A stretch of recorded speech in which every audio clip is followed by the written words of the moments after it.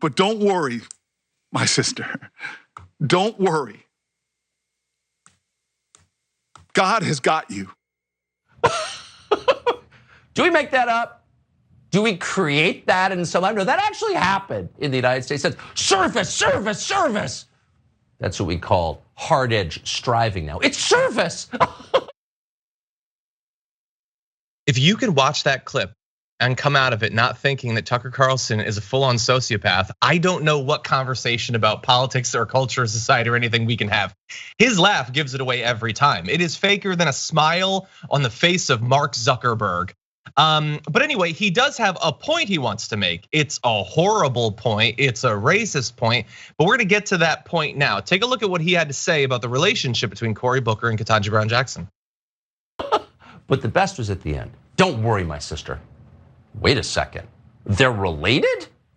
Well, apparently they are, at least in some hard to define spiritual sense. They have definitely seen each other at Whole Foods or on the flight to Edgartown.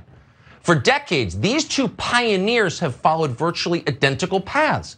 Both grew up in white-collar families, both went to multiple elite schools. Neither one has ever left the tiny world of credential-mongering NPR listeners who run this country. Now, it's been a struggle for both of them, but they've made it. At this point, they're just sick and tired of being sick and tired. Cory Booker chokes up thinking about the journey. Okay, so look, this is following up from some of Tucker Carlson's earlier commentary about both Cory Booker and Ketanji Brown Jackson. He has made multiple big segments on his show, going out to millions of people about how Cory Booker and Ketanji Brown Jackson have only ever gotten anything in their life because they're black. Also, at the same time, they're not really black. Ketanji Brown Jackson is a garden variety white liberal, Tucker Carlson says. And Cory Booker, did you know, has blue eyes. And so how dare they claim this identity? Also, he thinks that the use of the term sister, he says, is some hard to define spiritual sense. And he is very confused, Adrienne, by the use of a term like sister. He doesn't understand it. He doesn't get why Cory Booker would say something like that. Can you help us figure out some of this? Well, I definitely think that we know Tucker Carlson likes to peddle all sorts of racist narratives to further and advance white supremacy. And when you hear Cory Booker talk about essentially having the staff in various places that he's in, where he is generally the only black person, having them thank him and show gratitude and embrace him and make him feel welcomed. That's something that many of us black people know, and we are one of the only in that environment. But Tucker Carlson wants to undermine that reality by pretending that just because some black people make it in terms of going to elite schools or getting well-paying jobs or coming from suburban neighborhoods, that means that there's no racism that they face, or even if they happen to have blue eyes. And it's just some of these petty, just really pathetic arguments that further and advance white supremacy, and that are completely and totally palatable and just believable and palpable for his audience. So this is very Tucker Carlson. Yeah, there's a particular sort of irony about him going on yet another screed this week about how they can't possibly have faced racism, as he goes on an extended racist screed against them. If they're so white, Tucker Carlson wouldn't hate them anymore. They cross over into they're white, they're great people. No, he clearly still despises them. He thinks they're still black, actually.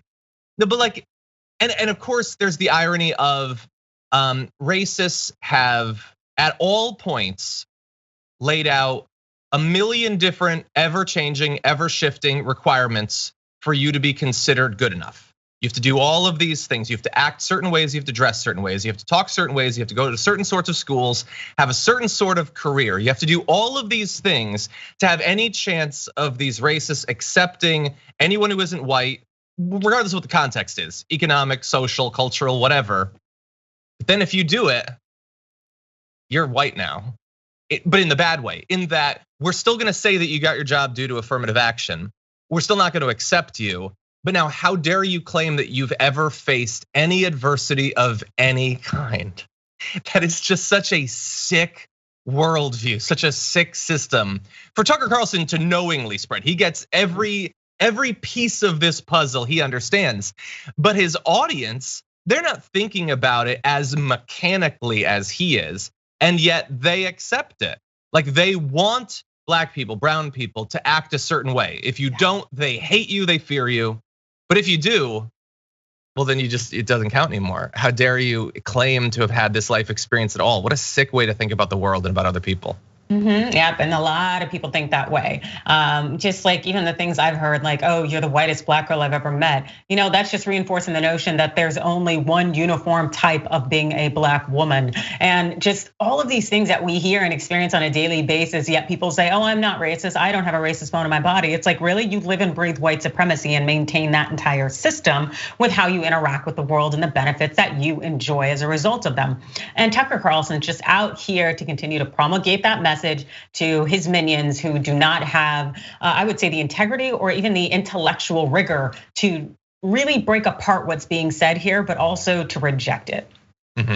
Exactly. And by the way, if you need one other piece of evidence that Ketanji Brown Jackson remains black, even in the mind of Tucker Carlson, you need only listen to him talk about her. And I don't mean like make his points, I mean say her name, because you'll note if you listen carefully, he's adding an extra N into her name. And that's just a quick indication that she definitely isn't white, because he goes out of his way to make sure that he never pronounces non-white names correctly, as a very subtle sign of disrespect. And it doesn't matter, by the way, how high profile you are, how long you stay in the news cycle. Kamala Harris is never gonna have her name pronounced correctly on Tucker Carlson. It doesn't matter if she's the VP for 25 years. He is gonna go out of his way to signal to his base, not only are these names ridiculous, and honestly, it's kind of an affront to us that you would have a name like that, but even if it becomes abundantly clear how it's supposed to be pronounced, even if it's not a difficult name to pronounce in the first place, I'm never ever gonna get it right. I'm gonna otherize you in subtle, petty, spiteful ways. She could be on the Supreme Court for the rest of her life, and it's likely that that will happen. Guarantee he will never get her name right. What a childishly racist way to approach such a serious person and a serious thing. Yep, no matter how hard we work, no matter how much we achieve, we will be undermined, the goalposts will be moved, and we will be disrespected. That is the reality. Adrienne, you're a lawyer. Yes. It's not inconceivable that someday you could be nominated for one of these positions. What's he gonna do to your name? How is he he'll find a way. Even though it's Adrienne, I'm sure I'll say Adrienne.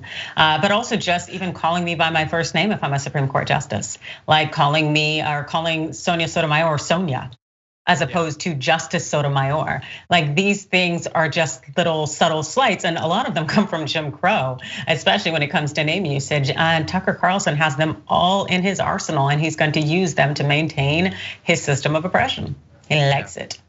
He likes it. Yeah, you'll note that Representative Alexandria Ocasio-Cortez remains Sandy to Tucker. It's a term of affection. It's just never used as one. Anyway, there's a lot of dishonesty in what Tucker Carlson has said, but I do want to give him just a brief bit of credit for sort of saying something honest in this clip. Faker knows a faker. Oh, you're pretending to be someone you're not. Me too.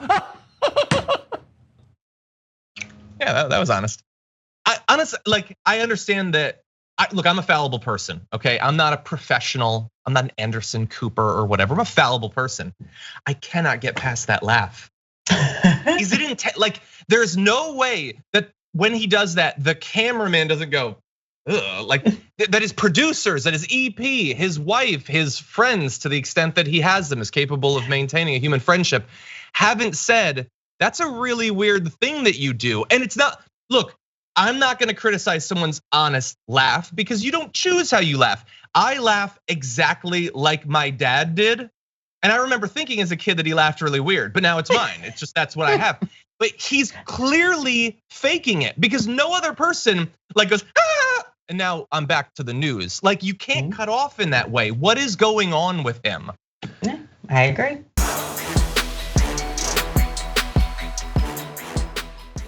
Check out the Damage Report podcast each day, wherever you get your podcasts, whether Pocket Casts or Stitcher or iTunes. You can join me as I give you the news and stories you want, with a range of co-hosts and interview guests jumping in on the fun each day. Again, that's the Damage Report, wherever you get your podcasts. And if you get them at iTunes, don't forget to rate and review. Sometimes I'll read them live on the show.